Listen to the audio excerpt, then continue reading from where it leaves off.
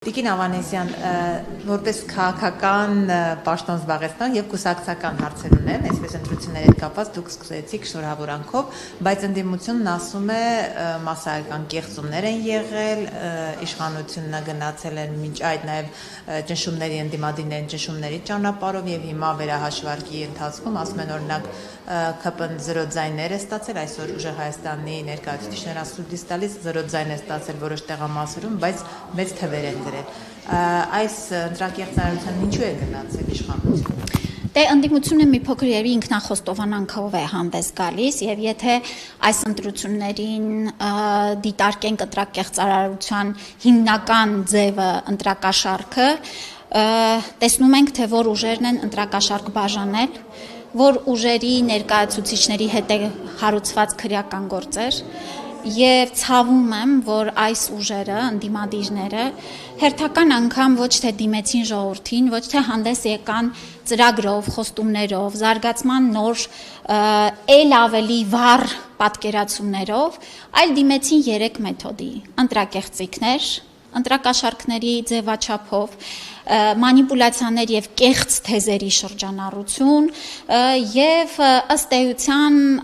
իրենց սովոր մեթոդների համաձայն, երբ որ արձանագրվում է ոչ իրենց ցանկալի արդյունքը, ժողովրդի կամքը, իրենք չեն կարողանում համակերպվել այդ իրողության հետ, բայց ինչպես 2021-ին համակերպվեցին, այդպես էլ 2026-ին կհամակերպվեն եւ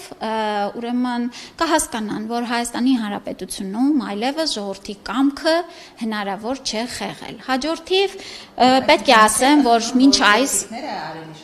բացարձակ չեմ ընդունում, վարչական ռեսուրս չի կիրառվել, եղել են բացառիկ մի քանի անձի հետ կապված ձեր կողմից դիտարկումներ, որոնք ուսումնասիրվեն, անհատական մի քանի դեպքեր, որոնք նորից կրկնում եմ ուսումնասիրեն, պատիժ կկրեն կամ եթե բացահայտվի, որ խախտում է եղել։ Վարչական ռեսուրսի մասին խոսքերը ավելորդ են եւ իշխանությունը հակառակը արել է ամեն ինչ, որ այս ընտրությունները լինեն հավասար, թափանցիկ, ազատ եւ արդար, ինչպիսին էին եւ հանրությունը այդ կոնսենսուսը ունի։ Մենք հունիսի 8-ի առավոտյան զարթնել ենք բոլորս այն գիտակցումով, որ Հայաստանում հաջողվել է իրականացնել ժողովրդավարական ընտրություններ։ Ցավոք սրտի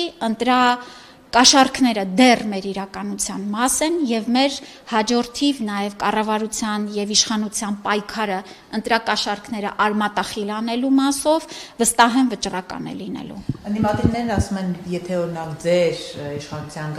գաղտնալսեն եւ խոսակցությունները բարձրացնեն, բայց տեսեք ինչպիսի պատկեր կունենանք, այսինքն նկատի ունեն մեծ թվով ընտրակեղծարարության փաստեր կբացահայտվեն։ Նախ շատ հետաքրքիր է, որ նրանք որևէ դեպքով չհերքեցին ձայնագրությունները եւ որևէ դեպքով այսօր էլ կարծեմ ես տեսալրահոսում, որ որևէ մեկը չի ասել, որ այդ ձայնագրությունները կեղծ են։ Այսինքն սա արդեն ինքնին փաստ է, արձանագրված է։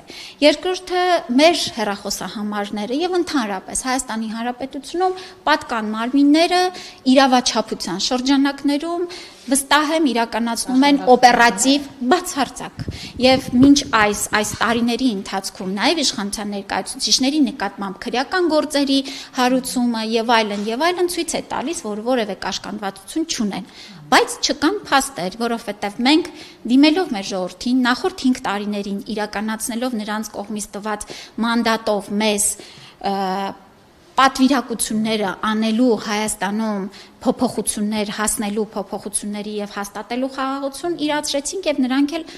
մեր սիրելի ժողովուրդը իր վստահության քվեն եւս մեկ անգամ տա։ Այս օրերին մենք տեսնում ենք Տիկին Ավանեսյան բավական շատ երկրների եվրոպական հիմնականում երկրների ղեկավարներ շնորհավորում են Հայաստանի իշխանություններին, բայց մենք չենք տեսնում օրինակ Ռուսաստանի կողմից շնորհավորանք, ավելին նրանք ասում են, որ մասսայական ճնշումներ են եղել եւ ընտրակեղծիքներ են եղել։ Սա անհանգստացնում է Հայաստանի իշխանությանը եւ արդյոք սա նշանակում է, որ կարող է եւ Ռուսաստանը չճանաչի ընտրությունները եւ դա հայ-ռուսական հարաբերություններում որոշակի լարվածությունը, ոչ թե որոշակի, այլ եղած լարվածությունը ել ավելի մեծացնի։ Ես կարծում եմ, որ որևէ մեկի մոտ Հայաստանի Հանրապետությունում, ասում եմ, ամենակարևորը ժողովուրդը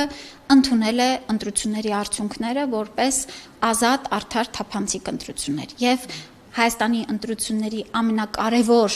շահառուն Հայաստանի ժողովուրդն է եւ ժողովուրդը ընդունել է։ Ես վստահ եմ, որ շնորհավորանքները դեռ շարունակվելու են եւ մենք նաեւ կլսենք մեր սիրելի հարգելի գործընկերների կողմից շնորհավորանքներ։ Դեռ պաշտոնական նաեւ ուրեմն երբ որ կհրապարակվեն, վստահ եմ շնորհավորանքները դեռ երկար շարունակվելու են։ Եվ վերջինած Տիկին Ավանեսյան, այսօր օրինակ Ռուսաստանի արտգործնախարարը կրկին հիշեցրել է Հայաստանի իշխանություններին, այս հարցը տալիս է որպես կուսակցության ներկայացուցիչ, նաեւ քաղաքական պաշտոնյա, որ ԵԱՏՄ-ի եւ ԵՄ-ի հետ կապված դուք հստակ պետք է որոշում կայացնեք, որովհետեւ ասում են, որ դուք արդեն Եվրամիության հետ կապված նախագիծը ընդունել եք եւ հիմա ասում են մեզ պետք է ընդհանրապես որոշում, ոչ թե մենք ասում ենք լավ կամ վատ, այլ որոշում, ինչու է հապաղում Հայաստանը եւ սրան զուգահեռ նաեւ ՀԱՊԿ-ի հետ կապված են ասում, որ Հայաստանը 2 տարի անդամավճարները չի վճարել եւ հնարավոր է, որ կիրառվի համապատասխան հոդվածը ՀԱՊԿ-ի ձայնի իրավունքի ձեռքելու, պաշտոններ չնշանակելու հետ կապված, այս ամբողջը եթե համադրում ենք, ինչպիսին է իշխանության պատասխանը։ Վարչապետը հստակ պատասխանել է եւ ընտրությունների հունիսի 7-ի գիշերը եւս մեկ անգամ ընդգծեց պատասխանը, որը կրկնելու կարիքը չեմ զգում եւ այսքանը բան չունեմ ավելացնելու։ Վարչապետը եւ արտաքին գործերի նախարարը այս մասով հստակ ներկայացրել են Հայաստանի Հանրապետության դիրքորոշումը եւ երբ որ կլինի քննարկման առարկան, Հայաստանը այդ հարցը կքննարկի։ Ինչու է հապաղում, ուշացնում։ Ոչ մի բան չի հապաղում, որևէ բան չի հապաղում։